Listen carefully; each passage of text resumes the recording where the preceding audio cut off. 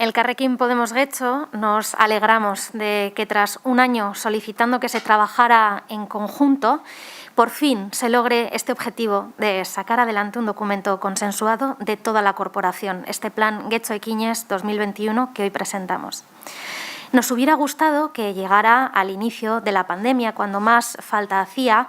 pero creemos que sigue siendo necesario y por responsabilidad apoyamos este plan, sabiendo también que nos gustaría que fuera un poquito más ambicioso.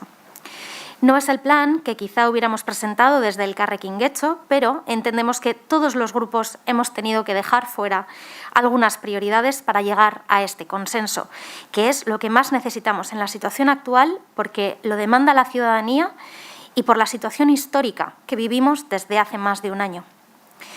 Ahora nos toca velar por un cumplimiento riguroso y escrupuloso de este plan consensuado a través de nuestra participación activa en la comisión de seguimiento que se recoge en el acuerdo para tal fin.